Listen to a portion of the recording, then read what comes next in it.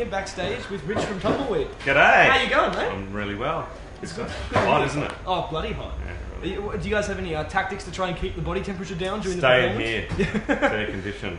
That works. I think it's the only tactic that would work. We've got, the good thing about Sydney is it's the 2-day thing. So today is a day of rest and air conditioning, and tomorrow I can go see some bands. Nice. Apparently tomorrow is going to be hotter than today, though. I never believe the weatherman. Like, if the weatherman says it's going to be hot, I guarantee it's going to be colder. I think that is a motto to live by. Generally, fuck the weatherman. I agree. Yeah, I don't know. Yeah, I mean, also, what's it been like? Sort of playing shows with Tumbleweed again.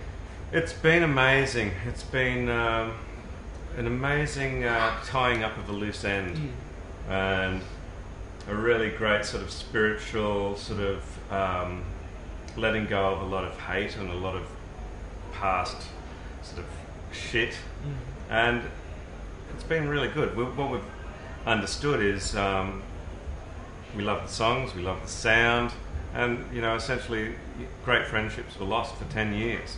So letting that stuff go and getting back together again, it's just awesome. We love every moment of it, and the fact that we're sort of like balancing it in with our lives now, and it's not our life, affords us the opportunity to sort of make the most of every time we play. Damn straight. I mean, especially playing home bake must have been quite a bit nostalgic. That was awesome. It really was.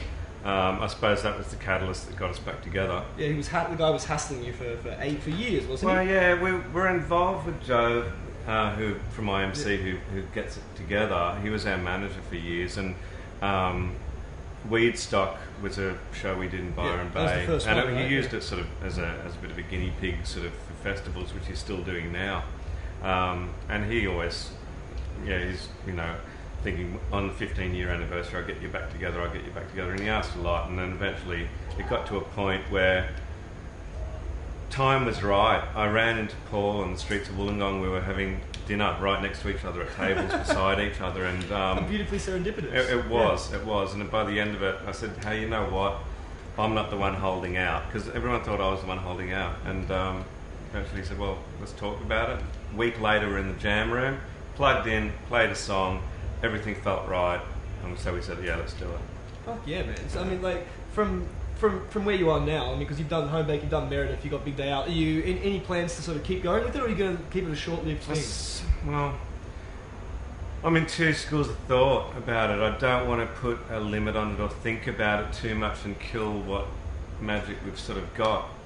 At the same time, I don't want to ruin anything that we might have set up through the 90s, like the nostalgia thing or the legacy of what we are about. So conscious about that. But at the same time, we love it so much, it's like a shame to sort of put a final date on it. I think what we're doing, we've got a couple of shows lined up. In March, we're doing a Lost Weekend with some great bands. Yeah. We're thinking about doing a reissue of our albums, getting it up on iTunes and doing that whole thing out. And I think we'll do a national tour then. And but really, you know what?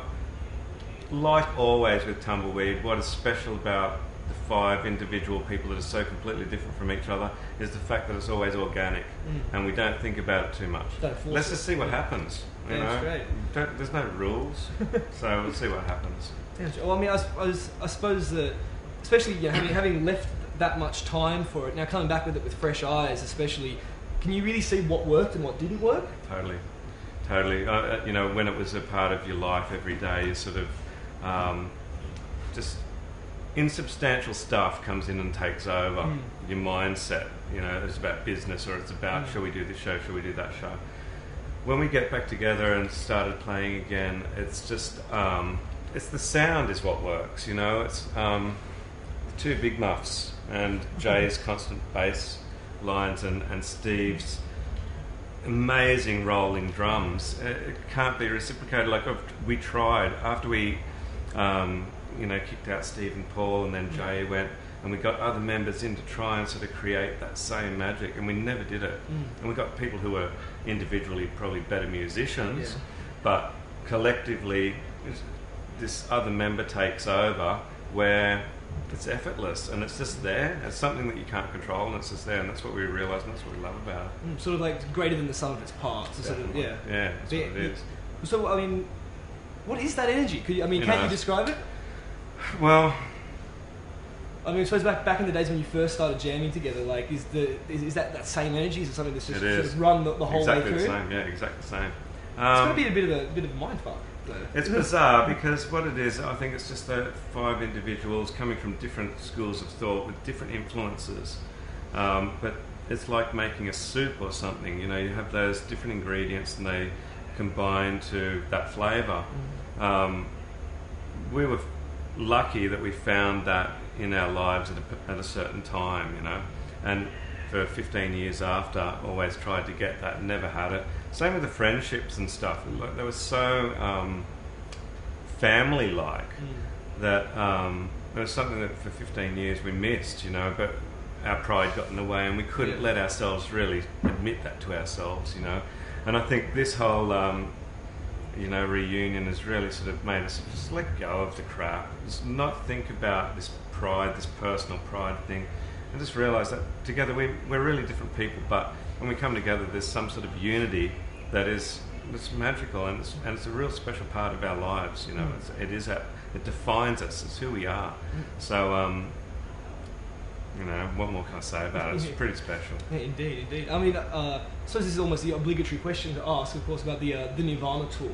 Yeah. You guys touring with them. What sort of an impact did that have on you as a band at the time? Because I mean, you know, with the way that, you know, they performed and the way that what they did live, did that really sort of infect you as a band, I suppose? Still, to me, the greatest live band I've ever seen, and best experience with a.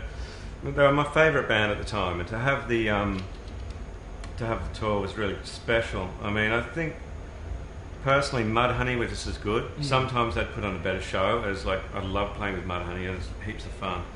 So didn't Mark Arm produce one of the first? Yeah, he did. Yeah. When we were in the Proton Pills, Mark Arm did the very first Tumbleweed thing. But we were touring with Mudhoney a lot, and we were sitting around the pool at the Diplomat Hotel in Melbourne about 1989, and Matt Luke and the bass player in Mudhoney were saying, "Hey, my housemate is in a band. He wants to come out here. Will you play with him?" And we said, "Yeah, who is it?" And he goes, "Oh, it's Nirvana." And we'd just had Bleach, and Bleach was released through Waterfront Records, which we were signed to, so we knew about it, along with probably another 500 people in the country.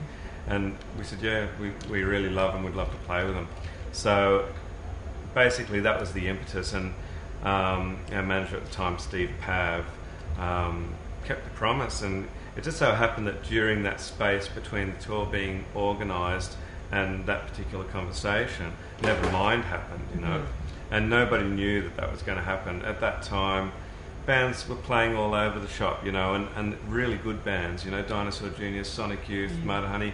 And it was at this level where they were great rock and roll shows. You'd have, you know, 700 people going off, jumping around and stuff. And then it wasn't until Nirvana really sort of had number one that opened up this whole world of music that had been there since, I suppose, you know, the Black Flag, Minor Threat, you know, early days, you know. And that stuff was going on, and it built. And I suppose you had REM and bands that sort of came to this sort of plateau of success. But it wasn't until Nirvana really sort of like highlighted the fact that you can be dirty, you can be an anti-hero, you can write sort of heavy punk rock songs but with beauty in them, and join pop and punk together, and it's amazing. It's an awesome thing. So it's awesome playing with them. Yeah, I mean, is there anything in your career you can sort of directly attribute to that tour? Something that you learned from it, or is it just sort of a general thing? What I learned from it, to stay real. Like, they were really real. You know, there was one time when they were looking for Kurt for a sound check or whatever, and they came into our band room and said, "Seen Kurt?" And no, I haven't seen him. And he stuck his head up and he was like lying. I thought he was a roadie asleep in our room, and he sort of like put his head up, and he took off. So even during that moment of extreme, he was, you know, number one all around the world. He was still sort of himself, and I think that's probably, you know, one of the best things to take from Nirvana, that, you know, they sort of killed the whole sort of Guns N' Roses being a wanker about stuff, and so that's the best thing about it, besides their fantastic songs. Damn straight. Rich, it's been an absolute pleasure, mate. Thank you. Thank you so much for your time. Awesome. Rich from Tumbleweed. That was amazing.